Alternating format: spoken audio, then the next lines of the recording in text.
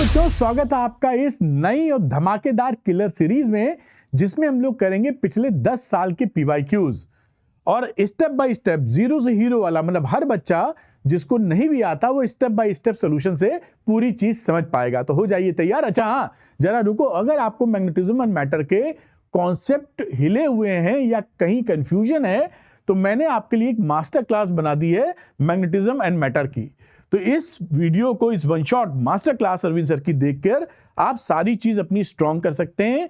इस master class का video link मैं डिस्क्रिप्शन में दे रहा हूं, क्लिक करके देख लीजिए जिससे ये कॉन्सेप्ट क्लियर हो जाए। और चलिए पीवाईक्यू लगाना स्टार्ट करते हैं। तो वीडियो को करते हैं स्टार्ट। तो बच्चों करते हैं ये क्वेश्चन, ये एमसीक्यू है, 1 मार्क का क्वेश्चन है, 2026 में आया था, कॉन्सेप्चुअल है कह लीजिए। Which one of the following materials has magnetic susceptibility psi in the range of this one. देखिए जो ये रेंज लिखी हुई है जो कि 0 से इक्वल टू नॉर्मली रहता नहीं, इन्होंने लगा दिया है। खैर, तो ये -1 से 0 नेगेटिव। तो अगर ये नेगेटिव जो होती है वो डाई मैग्नेटिक सब्सटेंस के लिए होती है, ये ध्यान रखिएगा, डाई मैग्नेटिक सब्सटेंस। जो डायमैग्नेटिक सब्सटेंस होगा उसी के लिए ये आंसर ट्रू हो जाएगा। देखते हैं एल्युमिनियम की बात करें तो एल्युमिनियम पैरामैग्नेटिक सब्सटेंस होता है। ये क्या है? पैरा मैग्नेटिक में लिख देता हूं। इसकी साई की वैल्यू क्या होगी? Greater than 0। उसके बाद कॉपर क्लोराइड की बात करेंगे तो ये भी आपका पैरामैग्नेटिक सब्सटेंस होता है, पैरा लिख देता हूं, समझ ही जाएंगे आप। साई की वैल्यू ग्रेटर देन 0। कॉपर आपका डायमैग्नेटिक सब्सटेंस है, यही आंसर है आपका, डाई मैग्नेटिक। इसकी जो साई की वैल्यू होती है वो -1 से बड़ी और 0 के बीच फॉल करेगी। निकिल ये फेरोमैग्नेटिक सब्सटेंस है। तो फेरोमैग्नेटिक सब्सटेंस में क्या होता है? आपकी साई की वैल्यू बहुत बड़ी होती है 0 से, कह लीजिए, मतलब वो 500, 1000, 1500 ऐसे होती है। तो इसका जो फाइनल आंसर आया हमारा वो कॉपर आया। तो इसको आप मेंशन कर लीजिए और याद भी रखिएगा, ये सवाल अक्सर घूम फिर के ऐसे आता है कि वो, मैंने ये भी बता दिया कि अगर दूसरे का आया कोई क्वेश्चन कि भाई पैरामैग्नेटिक के लिए, तो पैरामैग्नेटिक 0 से थोड़ा बड़ा होता है, ज्यादा बड़ा नहीं होता है, 0 से थोड़ा बड़ा, ये कह लीजिए 0 और 1 के बीच में, है ना। और ये जो फेरो वाला है वो तो बहुत ही बड़ा होता है, बताया 500, 1000, 1500, 2000 ऐसे होता है। ये आपको ध्यान रहना चाहिए सब्सटेबिलिटी को, मैग्नेटिक सब्सटेबिलिटी को लेके, इसे अच्छे से नोट कर लीजिए। तो बच्चों देखते हैं ये क्वेश्चन, ये 2026 में है, असर्शन रीजनिंग का 1 नंबर का क्वेश्चन है। आइए देखते हैं। लिखा है असर्शन में, when a ferromagnetic substance heated to a high temperature, जब किसी फेरोमैग्नेटिक को आप बहुत हाई टेम्परेचर पर गर्म करते हैं, it becomes paramagnetic in nature.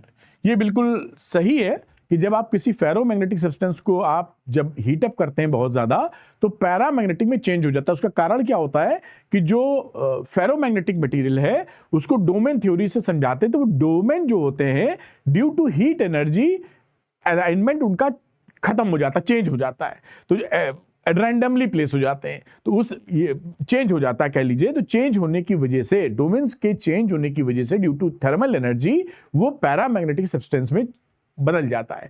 जिस टेम्परेचर पे वो फेरो से पैरा बदलता है उस टेम्परेचर को बोलते हैं क्यूरीज टेम्परेचर या क्यूरीज पॉइंट। इस तरह का ग्राफ होता है। अगर आप temperature dependency of ferromagnetic material देखेंगे तो वो इस तरह का आता है। यहाँ ग्राफ में रफ स्केच कर रहा हूं, ऐसे कुछ। तो जहां पर ये इस ऐसे बदलता वही टेम्परेचर होता है आपका, ये ऊपर नहीं जाएगा। ये ग्राफ बहुत सुंदर अक्सर नहीं बनता मुझसे, तो ये वही कहानी है। ये कुछ ऐसे बना देते हैं, फिर से हटाना ही पड़ेगा, दोनों लोग भागो। तो ये यहाँ पर इस तरह से, ये इस बार पॉइंट पर अगर बोला तो इसको बोलते हैं क्यूरीज टेम्परेचर। ये टेम्परेचर है और ये साइम की वैल्यू आप पकड़ सकते हैं। तो ये कहानी क्या रहती है, फेरोमैग्नेटिक मटेरियल में है, जिस पॉइंट पर ये फेरो वाला था या पैरामैग्नेटिक रीजन शुरू हो जाता है, इस तरह से केस बनता है, यानी कि हाँ बदल जाता है। ए ट्रू, असर्शन इज ट्रू, मतलब ये कुल मिलाकर आपके लिए ट्रू या करेक्ट जो भी लिखें। फिर रीजन क्या है? This appearance of magnetization of ferromagnetic is abrupt and not gradual. ये गलत है। ये ऐसा नहीं कि आप किसी मटेरियल को गर्म कर रहे हैं तो सब कुछ सही चल रहा, भड़ से एकदम चेंज हो गया, नहीं, यहां ये चेंज होना शुरू हो जाता है, ये बदलाव शुरू हो जाता है और फिर बदलाव होता है। तो यहां पर जो ऑप्शन नंबर लिखा हुआ है रीजन, मतलब वो रीजन ही गलत है, मतलब तो रॉन्ग है, फॉल्स लिख देते हैं। तो ये रीजन आपका गलत है, तो ए सही, आर गलत, नंबर सी होगा।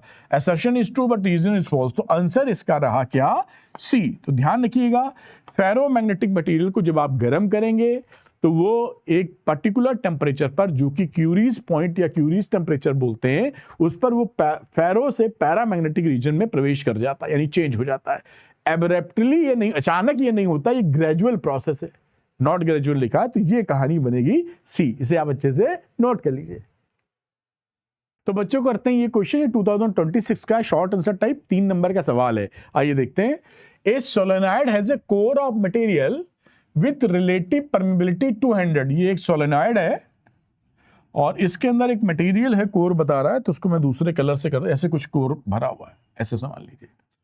और इसकी रिलेटिव परमेबिलिटी, इस वाले नीले वाले का जो कोर है उसकी जो है म्यू आर दे रखा है, वो है 200। इसकी कोई यूनिट नहीं होती, mu r is a number. The windings of the solenoid are insulated from the core, ठीक है, ये वाइंडिंग्स है, and carry a current of 1 ampere. इसमें जो सोलेनॉइड में जो करंट है वो आई की वैल्यू है 1 एम्पियर की। अच्छा भाई, if the number of turns is 2000 पर मीटर, ये स्मॉल एन की वैल्यू दी है, आपको पता होगा स्मॉल एन का मतलब होता है number of turns per unit length, तो ये 2000 दे रखी है, ये हमें यहां पर वैल्यूज दे रखी है। देखते हैं पूछा क्या क्या है। मैग्नेटिक इंटेंसिटी पूछी है, तो मैग्नेटिक इंटेंसिटी कितनी हो जाएगी, विच इज एच। तो एच की वैल्यू मैं यहां पर ऐसे लाइन खींच देता हूं, इधर कर देता हूं। तो ये पहला ए वाला जो पार्ट निकालने को बोला है, वो इन्होंने बोला है magnetic intensity which is H, और एच का वैल्यू होता है एन इंटू आई के बराबर सोलेनॉइड में।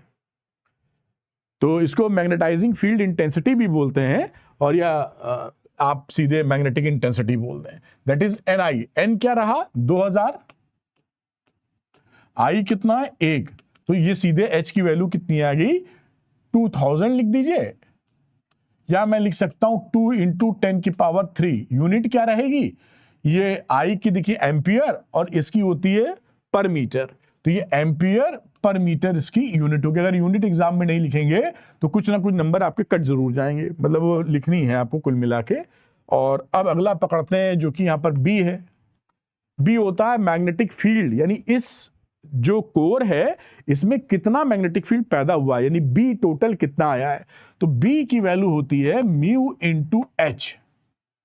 ये म्यू क्या होता है, ये म्यू होता है mu naught into mu r, क्योंकि यहां पर म्यू दिया नहीं था। अगर मैग्नेट इसकी मटेरियल का परमेबिलिटी दिया होता तो म्यू यूज कर लेते, हमें म्यू आर तो दिया है 200 है ना, हाँ, लेकिन दिया नहीं, म्यू नॉट हमें पता होता है।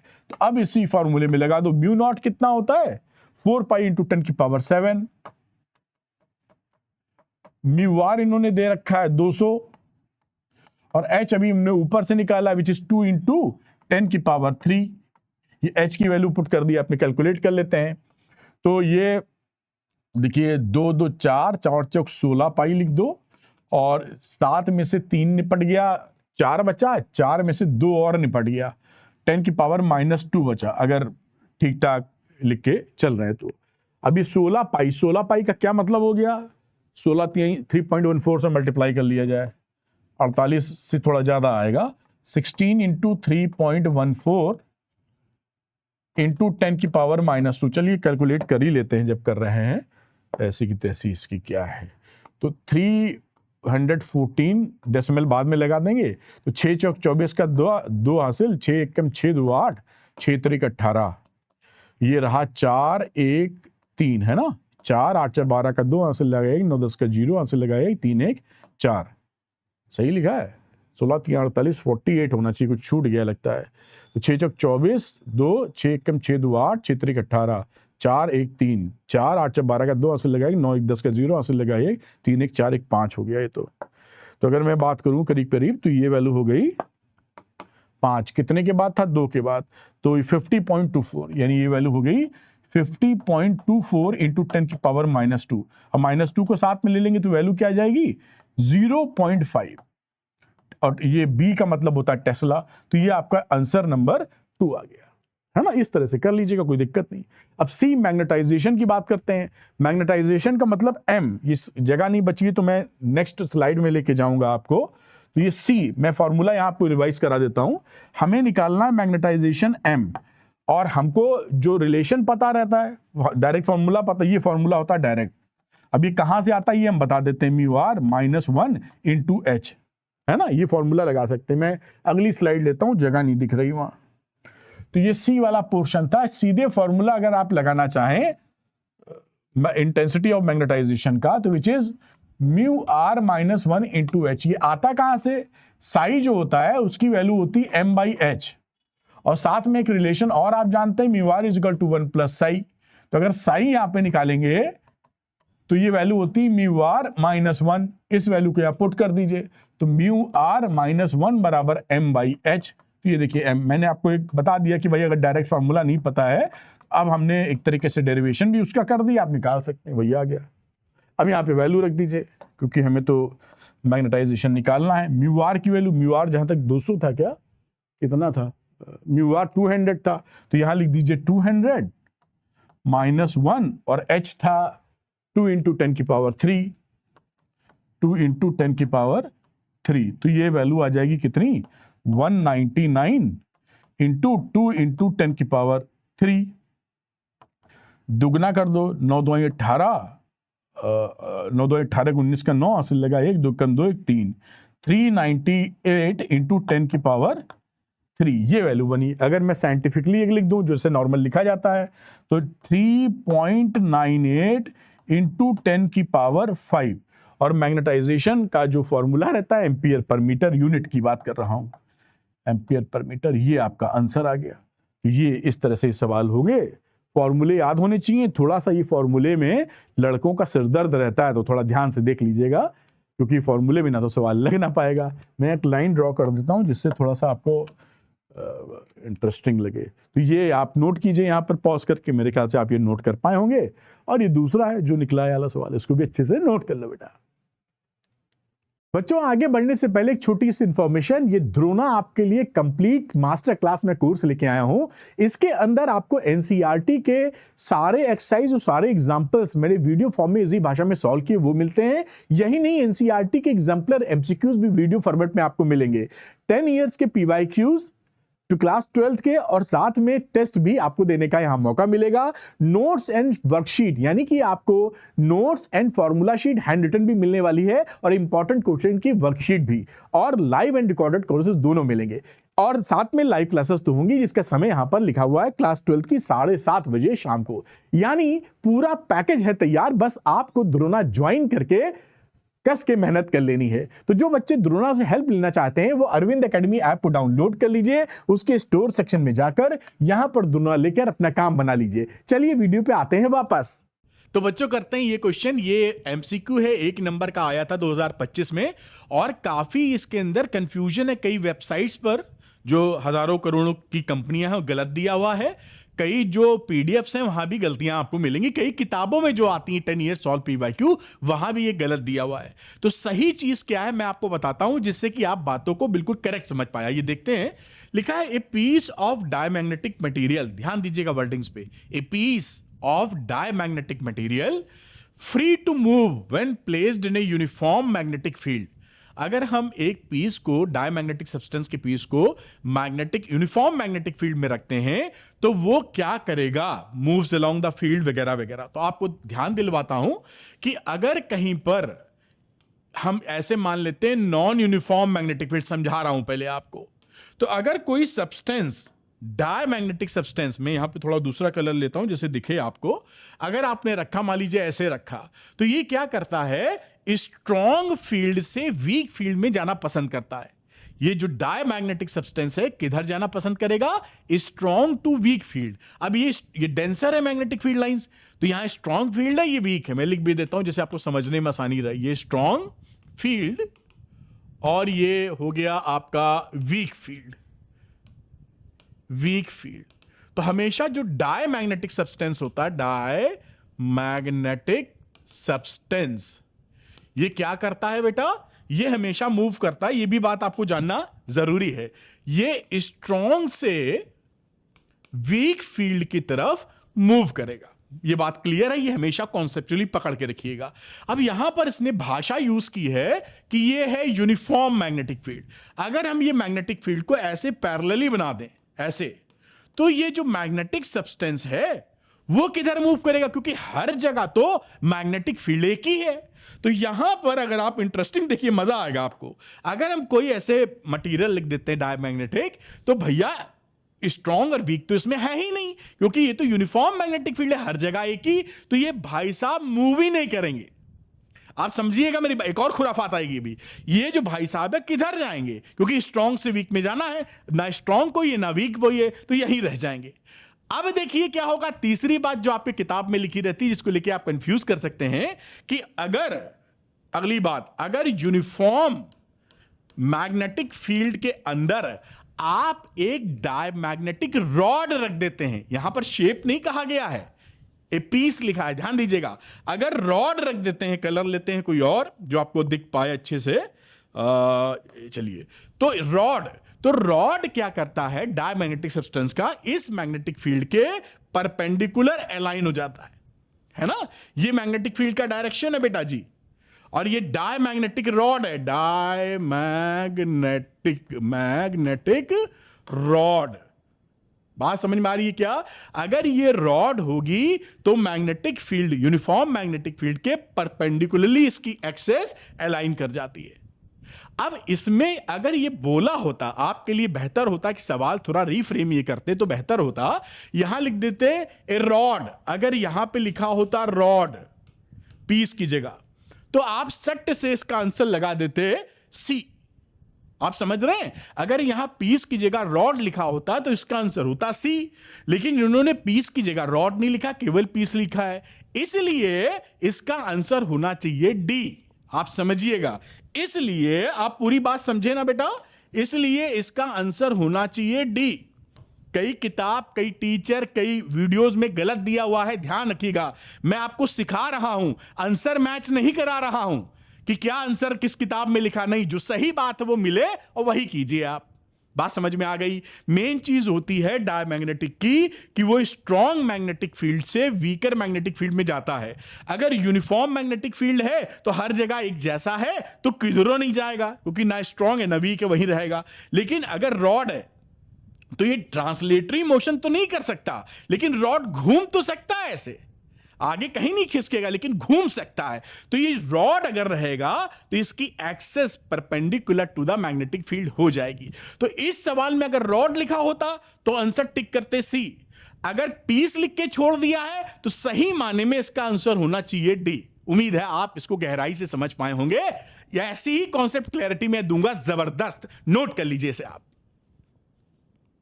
तो बच्चों करते हैं, ये एमसीक्यू 2025 में आया हुआ है, 1 नंबर का सवाल है, इंपॉर्टेंट है, अक्सर आता है। तो कह रहे हैं a diamagnetic substance is broad 1 by 1 near the north pole and south pole of a bar magnet. उसके बाद लिखा है इट इज, क्या होगा, repelled by north pole, north pole repel करेगा क्या, और साउथ पोल अट्रैक्ट करेगा क्या, वगैरह वगैरह।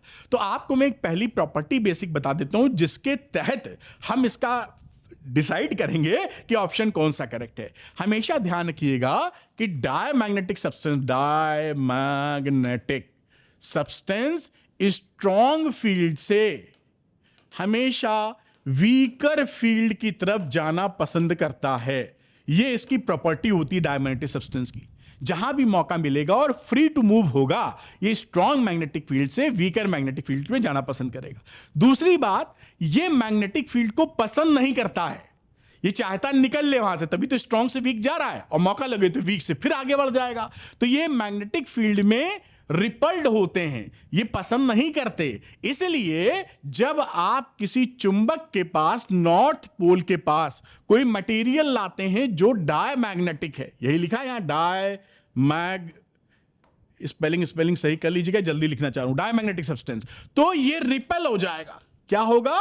रिपेल, क्योंकि इससे जो मैग्नेटिक फील्ड लाइंस निकल रही हैं, उस मैग्नेटिक फील्ड लाइंस इसको क्या करेंगी, ये भागेगा स्ट्रॉन्ग से वीक। यहां क्या होता है, स्ट्रॉन्ग मैग्नेटिक फील्ड होता है पोल के पास। अब अगर इसका साउथ आ जाए, यहां पर ये जो पूछा है कि एक बार साउथ नॉर्थ के पास, एक बार साउथ के पास, तो ये आप फिर डायमैग्नेटिक सब्सटेंस आप रखे, तो ऐसे में कई बच्चे ऐसा सोच सकते हैं कि भैया यहां रिपल्शन था तो यहां अट्रैक्शन होगा। जी नहीं, यहां भी रिपल्शन होगा। अगर मैग्नेटिक फील्ड लाइंस आ रही हैं, मान लीजिए नॉर्थ की तरफ, आपको शो करने के लिए बना दिया मैंने, तो भी ये पसंद ही नहीं करता मैग्नेटिक फील्ड, ये वीकर में जाएगा, तो अगेन क्या होगा, रिपल्शन। ध्यान रखिएगा फंडा, जो डायमैग्नेटिक सब्सटेंस होते हैं वो मैग्नेटिक फील्ड में नहीं रहना चाहते, इसी की तहत वो स्ट्रॉन्ग से वीकर रीजन में जाते हैं। तो वो चाहे नॉर्थ हो चाहे साउथ पोल हो, दोनों ही दशाओं में ये डायमैग्नेटिक सब्सटेंस रिपल्ड होगा। अब इस लॉजिक के तहत यहां पर जो आंसर है वो आपका डी बन जाएगा, क्योंकि डी वाले आंसर में लिखा हुआ है कि repelled by north pole as well as repelled by south pole. तो ये फंडा आपको क्लियर होना चाहिए। उम्मीद करते हैं मैंने इजी भाषा में क्लैरिटी से आपको समझा दिया। नोट कर लीजिए इसे आप। तो बच्चों करते हैं 2024 का ये 1 नंबर का सवाल है, और बड़ा इंटरेस्टिंग सवाल है तो काफी इजी, लेकिन मैं देखिए एकदम सुंदर तरीके से आपको एक्सप्लेन करूंगा। यहां बोला है an iron needle is kept near a strong bar magnet, it will experience. देखिए एक बार मैग्नेट है, ऐसे मैं बार मैग्नेट बनाता हूं, आपको मजा आएगा समझने में। मान लीजिए एक तरफ नॉर्थ है एक तरफ साउथ है, कुछ ना कुछ तो हो गई। अब इसके पास में एक निडल रखी गई है, और ये मैं निडल रख देता हूं कलर बदल के, जैसे थोड़ा सा आपको अलग लगे। ये मान लो एक निडल है, एक निडल है, कील है, ऐसे ही समझ लीजिए, एक सुई है, तो मैंने ये कील रख दी, नेल रख दी, नेल हो निडल हो कोई फर्क नहीं पड़ता। अब यहां पर इंटरेस्टिंग बात क्या आप देखेंगे बेटा जी, कि यहां पर पूछ रहा है कि इस पर फोर्स ऑफ अट्रैक्शन या टॉर्क में से क्या लगने वाला है। देखिए इस मैग्नेट की वजह से इस P और Q बना देता हूं, इस P पॉइंट पर जो मैग्नेटिक फील्ड होगा वो एक डिफरेंट मैग्नेटिक फील्ड होगा Q पॉइंट से। तो यहां पर आप देख रहे हैं BP is not equal to BQ, यानी नॉन यूनिफॉर्म मैग्नेटिक फील्ड बन रहा है। भाई क्यों ऐसा हो रहा है, क्योंकि ये इसके पास में है और ये इससे दूर है, तो मैग्नेटिक इफेक्ट या मैग्नेटिक फील्ड तो बदल ही जाएगा। तो इन दोनों में BP और BQ बराबर नहीं है, इसलिए फोर्स ऑफ अट्रैक्शन पैदा होगा। क्यों होगा, क्योंकि यहां पर अगर ये नॉर्थ है तो पास में यहां साउथ पोलैरिटी डेवलप कर देता है अपनी, क्योंकि ये निडल भी लोहे की है, एक फेरोमैग्नेटिक मटेरियल है, और यहां पर नॉर्थ डेवलप हो जाएगा अपोजिट साइड, तो ये अट्रैक्ट करेगा। तो यहां पर देखिए जो अट्रैक्शन है, अट्रैक्शन आपको मिलेगा, क्योंकि दोनों जो फोर्सेस लगने वाले हैं साउथ और नॉर्थ पोल पे वो बराबर नहीं होने वाले। दूसरा, ये दोनों फोर्सेस अलग अलग है, नॉन यूनिफॉर्म फील्ड है, तो टॉर्क भी मिलेगा आपको। तो टॉर्क आप समझ गए, P और Q पे अलग अलग डायरेक्शन में फोर्स है। मान लीजिए यहां पर 2 न्यूटन लग रहा था और यहां पर लग रहा था, यहां 3 न्यूटन था और यहां पर 1 न्यूटन था, तो आप देखेंगे नेट फोर्स कितना हो जाएगा, 2 न्यूटन का ऐसे खींचने वाला, और टॉर्क क्या करेगा, 1-1 न्यूटन का पेयर बना लेगा। मैं समझाता हूं जैसे पूरी बात अच्छे से समझे। मान लीजिए P पर जो फोर्स था हमारा वो 3 न्यूटन का था, एग्जाम्पल ले रहे हैं समझाने के लिए, और Q पर फोर्स था आपका 1 न्यूटन का। तो नेट फोर्स कितना हो गया, 3 - 1 यानी 2 न्यूटन। 2 न्यूटन से खींच लेगा इसको। साथ में ये जो 1 न्यूटन है ना, इस 3 को क्या समझो, 3 को 1+2 समझो। तो ये 1 और 1 आपस में बना देंगे टॉर्क, जोड़ा बन जाएगा इनका, और ये बचा हुआ 2 क्या काम करेगा, इसको नेट फोर्स के रूप में आगे बढ़ा देगा। समझ में आई बात ना। तो यहां पर टॉर्क भी लगेगा और नेट फोर्स भी लगेगा, तो टॉर्क भी होगा और नेट फोर्स भी लगेगा। इसके हिसाब से जो आपका आंसर है वो बी होगा, टॉर्क भी और फोर्स भी। समझिएगा मेरी बात, 3 और 1 था, तो इनका जो 3 को कैसे समझ लेना है, 1+2, तो 1 ने 1 के साथ जोड़ा बनाया, टॉर्क लग गया, ये 2 एक्स्ट्रा बच रहा है, वो नेट फोर्स हो गया। इस तरह से कार्यक्रम होता है, तो इसको आप नोट कर लीजिए। कोई भी सवाल ऐसा कॉन्सेप्चुअल आए तो इस लॉजिक से सोचेंगे तो सारी बात सही हो जाएगी। नोट कर लें इसे आप। तो बच्चों करते हैं 2024 का क्वेश्चन। ये 1 नंबर का सवाल है, देखिए, और काफी आसान सवाल है। मैं समझाता हूं आपको, थोड़ा देखिएगा, अक्सर ऐसा आता है।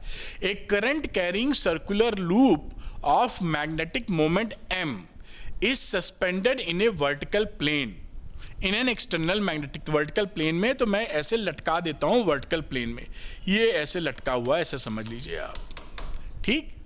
in an external magnetic field B such that its plane is normal to B। तो ये जो प्लेन की एक्सेस ऐसे मान लीजिए, जो B है इससे नॉर्मल है। ये देखिए, ये B का डायरेक्शन ऐसे, ये प्लेन है और ये मैग्नेटिक फील्ड है। ऐसे स्थिति, ये प्लेन है और ये मैग्नेटिक फील्ड है। आप समझ पाए, ठीक। अच्छा, अगर प्लेन का इस प्लेन का B से जो एंगल है वो 90 है, तो एरिया वेक्टर का बी से, एरिया वेक्टर तो इसी डायरेक्शन, इस प्लेन का एरिया वेक्टर तो इसी डायरेक्शन में आ जाएगा। जो थीटा इनिशियल अभी लिख रहा हूं वो 0 डिग्री है।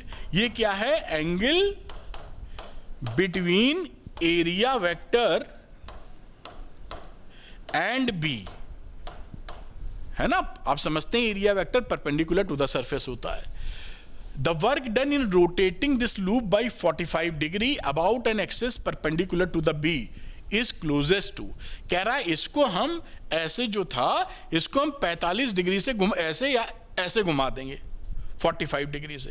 पहले ऐसे था, B तो वही रहा, इसको 45 डिग्री से घुमा दिया। तो देखिए, इसको जब आप 45 डिग्री से घुमाएंगे तो इसका जो एरिया वेक्टर है वो भी तो 90 बना ही रहता है ऐसे। तो जब ऐसे करोगे तो ये भी 45 डिग्री से घूम जाएगा। एरिया वेक्टर दिखाई पड़ रहा ना, ये एरिया वेक्टर है।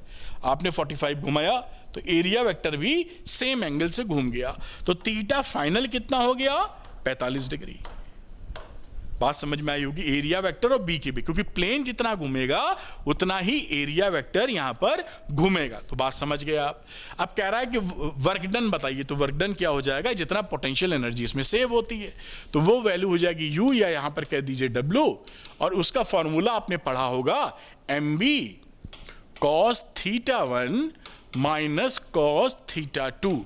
कई किताबों में माइनस करके कॉस थीटा 2 पहले, कॉस थीटा 1 बाद में लिखते हैं, तो आप भ्रमित मत होइएगा। कई किताबों में ऐसा भी लिखते हैं, minus m B cos theta 2 minus cos theta 1, ऐसे भी लिखते हैं। तो इस माइनस अंदर मल्टीप्लाई कर दीजिए, कोई समस्या नहीं है। आप समझ गए होंगे। चलिए बातों को आगे बढ़ाते। अब यहां पर वैल्यू क्या लिख दीजिए? एम बी, और cos थीटा 1 का मतलब है थीटा इनिशियल और थीटा फाइनल। ये 1 2 का मतलब, इनिशियल का मतलब था 0 डिग्री और फाइनल का मतलब कितना है? 45 डिग्री। आगे बढ़ते हैं, यहां पे लिख दीजिए एम बी, और ये वैल्यू हो गई 1 और ये हो गया 1/√2 cos 45। आप जानते हैं 1/√2 को अल्टरनेटिंग करंट में बहुत बार इस्तेमाल किया है। इसको याद करके रखिए, तेजी से आपका काम बनेगा। 0.707 ये इसकी वैल्यू होती है। तो खटाक से यहां पे मेंशन कर दीजिए एम बी 1 माइनस 0.707, और एक में से प्यार से घटा लीजिए 0.29 एम बी आ गया। अप्रॉक्सीमेटली इसको लिख सकते हैं 0.3 एम बी के आसपास, 3 एम बी। और ये जो आपका आंसर है वो देखिए, यहां पर आंसर आपको बी मिल गया। This is the answer number B. इस तरीके से ये सवाल हो गया, और इसी पूरे फॉर्मेट को इस्तेमाल कीजिए। ऐसे सवाल अक्सर आपसे पूछे जाते हैं, कोई परेशानी नहीं होती, लेकिन लॉजिक क्लियर होना चाहिए, फंडा, जिससे निकाल पाए। यहां प्लेन दिया है तो ऐसा ना हो कि यहां पर आप पहले cos 90 ले जाएं। आप एरिया वेक्टर से एंगल होता है, अगर आप प्लेन से ले गए एंगल तो गड़बड़ हो जाएगा। 1 की जगह 0 रख देंगे और फिर यहां पर आप कुछ और आंसर निकाल बैठेंगे जो गड़बड़ हो जाएगा। उम्मीद है आप समझ पाए होंगे। नोट कर लीजिए इसे आप। 23 का 2023 का लिखा है, which of the following has its permanent permeability less than that of the free space. Permeability, देखिए फ्री स्पेस की जो परमेबिलिटी हम लेते हैं वो तो ले लेते हैं हम लोग क्या? 1। तो आखिर ऐसा मटेरियल जिसकी परमेबिलिटी 1 से कम हो वो कौन सा मटेरियल होगा? वो डायमैग्नेटिक होगा। ये याद कर लीजिए, डायमैग्नेटिक जो मटेरियल्स होते हैं उनकी जो परमेबिलिटी होती है वो आपकी 1 से कम और 0 से बड़ी कह सकते हैं। ये होती है। अब इसमें आपको ढूंढना है कि आखिर डायमैग्नेटिक मटेरियल है कौन सा। तो ये भी आपने पढ़ा होगा, ये है copper. Copper is a diamagnetic material, और डायमैग्नेटिक मटेरियल होने की वजह से इसकी जो परमेबिलिटी होती है वो अप्रोक्सीमेटली 0.9999 चली जाती है। ये इसकी परमेबिलिटी है, एक से कम है, क्लोज टू 1 है लेकिन एक से कम है। तो ये पहले वाले का आंसर हो जाता है। और मैं हटता हूं किनारे, आप इसको नोट कर सकते हैं। कई बच्चे कहते हैं सर पूरी स्क्रीन दिखती है, तो पॉज करके नोट कर लेते हैं। चलिए अगले क्वेश्चन की तरफ चलते हैं। Which of the following cannot modify an external magnetic field? ये जो एक्सटर्नल मैग्नेटिक फील्ड दिखाया है फोटो, ये इन चारों में से किसका है? तो अगेन आपको मालूम होगा कि ये जो फोटो बनता है, फोटो का मतलब जो मटेरियल आपने रखा है, मैग्नेटिक फील्ड लाइन उसको ना पसंद करके दूर से निकल जाती हैं। ये कहानी किसके अंदर होती है? डायमैग्नेटिक मटेरियल में। तो ये मटेरियल कैसा है? डायमैग्नेटिक। और इस चारों में डायमैग्नेटिक कौन सा है? कॉपर। तो इसका आंसर अगेन हो जाता है डी। ये फोटो जो दिया हुआ है ये किसका है? डायमैग्नेटिक मटेरियल का। इस तरीके से आप इसकी कहानी सेट कर सकते हैं। खैर मैं हटता हूं, इसको आप नोट कर लीजिए। Which one of the following has relative magnetic permeability between 0 1? फिर आप पकड़ लिए हैं भाई, कह रहा है ना म्यू आर की वैल्यू 0 और 1 के बीच। अभी आपको बताया ये क्या मटेरियल होगा? डायमैग्नेटिक। अगर ये डायमैग्नेटिक है तो ढूंढो, इसमें कॉपर तो है नहीं, तो दूसरा डायमैग्नेटिक मटेरियल क्या होता है? वाटर इसके अंदर। तो आंसर हो गया H2O, यानी कि water. Option number C is correct. इस तरीके से आप इसको कर सकते हैं। थ्योरेटिकल कॉन्सेप्चुअल क्वेश्चन कह लीजिए, थ्योरेटिकल क्वेश्चन कह लीजिए। बोल रहे हैं if the magnetising field on a ferromagnetic material is increased, इस परमेबिलिटी, उसकी परमेबिलिटी का क्या होगा? फेरोमैग्नेटिक मटेरियल के बाहर एक्सटर्नल मैग्नेटिक फील्ड बढ़ा रहे हैं। तो आपको मालूम होगा ये फॉर्मूला आप यूज करते हैं, B/H। बी जो मैग्नेटिक फील्ड होता है ये होता है magnetic field inside the material, inside the material.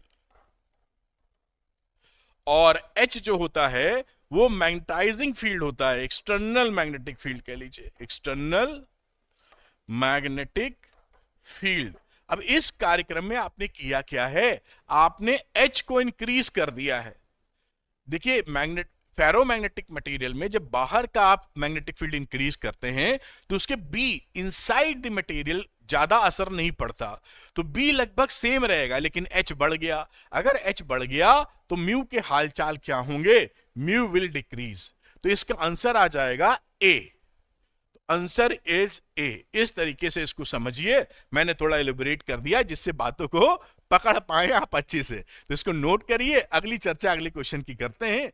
यहां लिखा है a uniform magnetic field gets modified as shown in the figure when two specimens A and B are placed in it. अब पहचानना है, identify the specimen A and B. आप देख पा रहे हैं इसमें इस मटेरियल को दूर से इसको छोड़कर नापसंद करते हुए मैग्नेटिक फील्ड लाइंस जा रही हैं। तो ये किसका एग्जांपल है? डायमैग्नेटिक का। तो पहला वाला ए जो मटेरियल है वो डायमैग्नेटिक है, डायमैग्नेटिक। और साहब ये कौन सा मटेरियल है? ये पैरामैग्नेटिक है, पैरामैग्नेटिक। क्योंकि पैरामैग्नेटिक मटेरियल में जो मैग्नेटिक फील्ड लाइंस होती हैं वो पसंद करती हैं, उससे जाती है। और फेरो पैरामैग्नेटिक के बिग डैडी होते हैं, और ज्यादा स्ट्रॉन्ग वो गुण होता है उनके अंदर। तो ये हो गया डायमैग्नेटिक, बी हो गया पैरामैग्नेटिक। अब कह रहा है कि how is the magnetic, second वाला पोर्शन लेते हैं, कलर बदल लेना चाहेंगे। कि how is the magnetic susceptibility, XM की बात कर रहा है, सब्स्टिट्यूबिलिटी आप समझते हैं, of specimen A different from specimen B. XM जो होती है फॉर ए, ये स्मॉल नेगेटिव वैल्यू होती है डायमैग्नेटिक सब्सटेंस की। डायमैग्नेटिक है ना, इसलिए ऐसा है, डायमैग्नेटिक।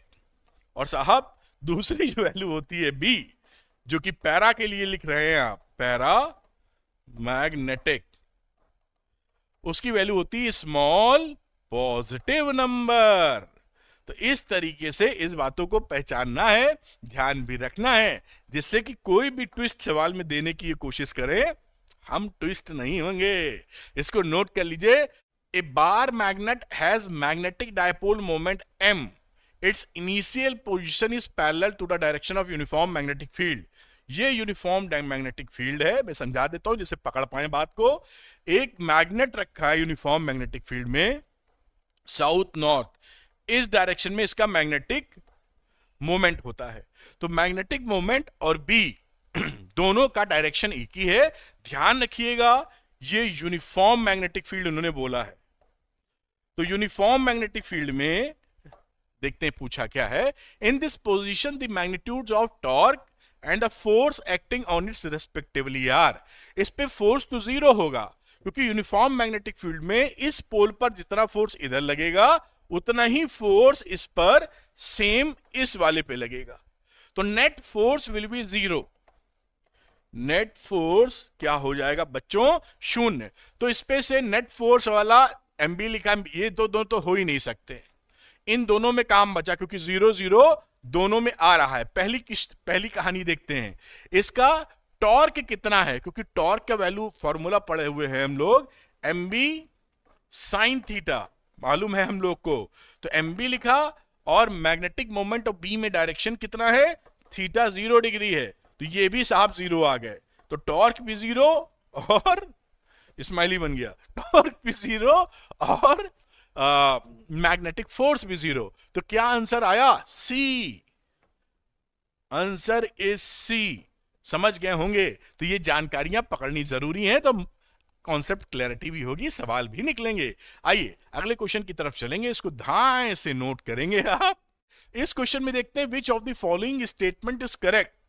देखिए यहां पर जो कई 3 स्टेटमेंट रॉन्ग हैं, कोई एक करेक्ट होगा, ऐसे ही आपके यहां आता है। तो ध्यान पूर्वक देखते हैं।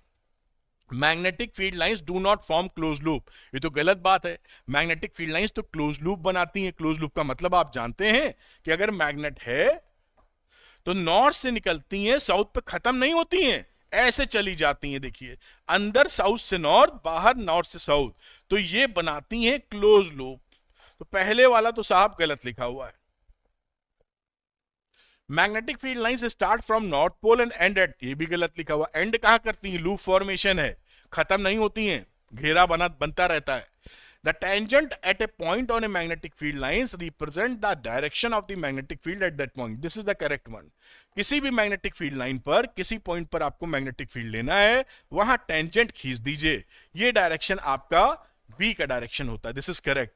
अब आपके यहां तो सिंगल करेक्ट आते हैं, तो चौथा देखने की आवश्यकता भी नहीं है, फिर भी देख लेते हैं। टू मैग्नेटिक फील्ड लाइंस में इंटरसेक्ट, अरे काहे को, ये तो बचपन से पढ़ रहे हैं। बचपन का प्यार भूल नहीं जाना रे, बचपन की पढ़ाई भूल नहीं जाना रे। आपने इसको 10th क्लास में पढ़ा था, याद है ना, कि magnetic field lines never intersect each other. तो साहब ये भी गलत लिखे हुए हैं, आप समझ गए होंगे। बहुत आसान सवाल था, लेकिन केयरफुल रहना है, सचेत रहना है। आप इसको नोट करें। अबव क्यूरी टेम्परेचर, बहुत बढ़िया। क्यूरी टेम्परेचर के ऊपर क्या घटना घटती है, मुझे याद आ गया। फेरोमैग्नेटिक मटेरियल बिकम डायमैग्नेटिक, गलत। फेरोमैग्नेटिक मटेरियल बिकम पैरामैग्नेटिक, बिल्कुल सही। फेरोमैग्नेटिक मटेरियल क्यूरी टेम्परेचर के ऊपर पैरामैग्नेटिक मटेरियल में बदल जाता है, यही है। बाकी जो लिखे हैं सब गलत है। तो आप समझ गए होंगे, फिर भी पढ़ लेते हैं। पैरामैग्नेटिक, ये सब की कोई बात ही नहीं है। तो आंसर इज बी। आप इसको पढ़े होंगे अच्छे से, ऐसी उम्मीद कर रहे हैं। खैर, तो इसको नोट कर लीजिए, अगली कहानी देखेंगे। तो यहां पर देखिए, यहां लिखा हुआ right 3 points of differences between para, dia and ferromagnetic, one example of each. तो ये काफी मुझे लिखना पड़ता है, इसलिए मैंने एक स्लाइड लगा दी है, वो तो आप याद ही करेंगे। ये स्लाइड है, देखिए। तो 3 क्या है, पैरामैग्नेटिक का 3 इधर डिफरेंस है और examples. Substances are feebly attracted by the magnet, sodium, potassium, magnesium, M N, aluminium वगैरह वगैरह लिखा हुआ है। सब्सटेंस फीवली रिपल्ड, कॉपर अपर डायमैग्नेटिक है, जैसा देखा था, वाटर भी है। फेरोमैग्नेटिक में strongly attracted, iron, nickel, cobalt.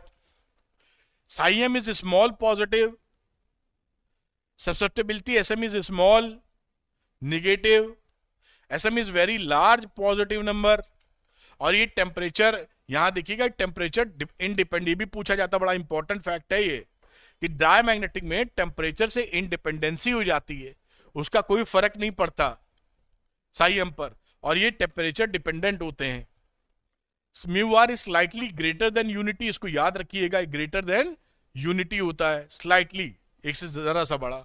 Relative permeability mu r is slightly lesser than unity, ये सही नहीं लिखा है, म्यू आर की वैल्यू ये सही लिखा है, म्यू आर के टर्म में लिखेंगे तो ये म्यू आर के टर्म में लिख देंगे स्लाइटली लेस, अब 1 लिख देंगे तो बहुत लेस भी समझ सकते हैं, slightly less,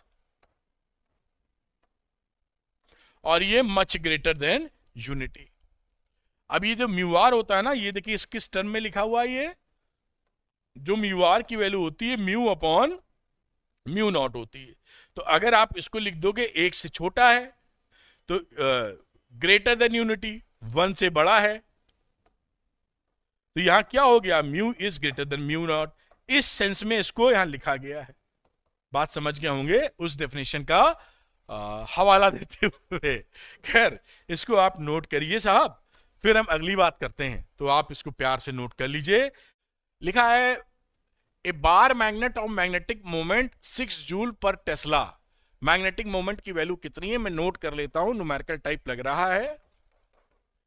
is aligned 60 degree with a uniform external magnetic field, इतना मैग्नेटिक फील्ड की वैल्यू कितनी है 0.44 टेस्ला, और यहां थीटा थीटा 1 दे रखा 60 डिग्री। कुछ ऐसी कहानी होगी, समझ लीजिए ये मैग्नेटिक फील्ड है और इस तरीके से बार मैग्नेट अलाइंड है साउथ नॉर्थ, और ये 60 डिग्री की कहानी है। बड़ा फोटो बना लीजिए, बड़ा आसान लगता है फिर। The work done in turning the magnet to align its magnetic moment, अच्छा इसको हम घुमाना चाहते हैं, उसमें निकलने वाला वर्क डन निकालना चाहते हैं, घुमा के कहां ला रहे हैं पहले केस में, normal to the magnetic field. अच्छा तो जो फॉर्मूला पहले पकड़ लो, वर्क डन मैं लिखता हूं जरा सा, work done in turning the या रोटेटिंग टर्निंग दी मैग्नेट, इसका फॉर्मूला पता होगा तभी कुछ कर पाएंगे। W equal to minus m B cos theta 2 minus cos theta 1, इसी का इस्तेमाल करके सवालों को अभी हम निपटा लेंगे। ठीक है, आइए पहला पार्ट देखते हैं। पहले पार्ट में बोला है थीटा 1 तो 60 डिग्री था ही, लेकिन थीटा 2 बोले हैं 90, हमने देखा अभी, तो वैल्यू यहां पे पुट अगर कर दी जाए तो W is equal to minus M है 6, B है 0.44 cos 90 माइनस cos 60 डिग्री, ऐसे वैल्यू रख दीजिए। आगे चलिए, -6 इंटू 0.44 cos 90 0 होता है, cos 60 हाफ होता है, इसको कैलकुलेट कर लीजिए, 3 आ जाएगा, 3 को 44 से मल्टीप्लाई कीजिए, 132 जूल आ गया। तो ये वर्क डन रहा पहले कार्यक्रम में। आगे देखते हैं आगे क्या बता रहे हैं। नेक्स्ट बातचीत देखते हैं कलर को बदलते हुए। Opposite to the magnetic field, यानी केस नंबर 2 में क्या है, अपोजिट का मतलब थीटा 2 हो चुका है 180 डिग्री, और थीटा 1 तो 60 डिग्री था ही, तो कुछ नहीं करना, फिर वर्क डन का formula minus m B, m था 6 into 0.44 cos 180 minus cos 60 degree, आप समझ पाए होंगे। तो -6 इंटू 0.44 माइंड कॉस 180 -1 होता है, ये हो गया -हाफ, ये होगा 3/2, 2 से करेंगे 3, 9 9 चौक 36, 3.96 जूल, काम खत्म। तीसरी कहानी जो है उसको भी समझ लेते हैं। तो ये रहा तीसरी कहानी। कहानी नंबर 3 कहां है, बी, सॉरी तीसरा का मतलब बी लिखना चाहिए मुझे क्वेश्चन के हिसाब से। तो बी में पूछा जा रहा है the torque on the magnet in the final orientation case 2, यानी इस सिचुएशन में टॉर्क कितना है। टॉर्क का फॉर्मूला होता है m B sine theta, theta यहां 180 डिग्री है, तो आप यहां लिखेंगे एम बी साइन 180 डिग्री, आप जानते हैं साइन 180 डिग्री की वैल्यू 0 होती है, तो पूरा हो गया अंडा। रोज खाओ अंडा, ताकतवर बन जाओ। खैर, इसको नोट कर लीजिए, अगली बात करते हैं। बड़ा आसानी से सवाल हो जाते हैं, प्यार से देखने की आवश्यकता है। इस सवाल को भी आपने कर लिया होगा। Depict the behaviour of magnetic field lines in the presence of A diamagnetic, फिर वही पूछ लिया है। तो डायमैग्नेटिक मटेरियल में बच्चों अभी आपको दिखाया था कि मटेरियल रखेंगे तो मैग्नेटिक फील्ड लाइन उनको छोड़कर जाना पसंद करेगी, डायमैग्नेटिक। बस आप ऐसी फोटो बना दीजिए, काम खत्म। और यहां पर ना आप ये भी पोल्स भी बना दीजिए, इधर बन जाएगा नॉर्थ, इधर बन जाएगा साउथ। जिस डायरेक्शन में मैग्नेटिक फील्ड लाइंस जा रही होती हैं उसके अपोजिट डायरेक्शन में मैग्नेटाइजेशन होता है। तो ये जो डायमैग्नेटिक होगा, ये देख पा रहे हो, एक ही कलर से लिखा, ये नॉर्थ है और ये साउथ है इधर। तो ये आपका इस तरीके से बन जाता है। आगे चलते हैं, ले देखे। तो बेटा यहां पे ठीक कर लीजिएगा, ये उल्टा नहीं, मैंने मैग्नेटाइजेशन उधर ही बना दिया है। देखिए बी किधर है इस समय, बी इधर है, मैग्नेटाइजेशन उल्टा होना चाहिए। तो यहां पर जो साउथ और नॉर्थ बनेगा वो उसकी उल्टी दिशा में होगा, यानी मैग्नेटाइजेशन इधर, इधर बनेगा साउथ, इधर बनेगा नॉर्थ।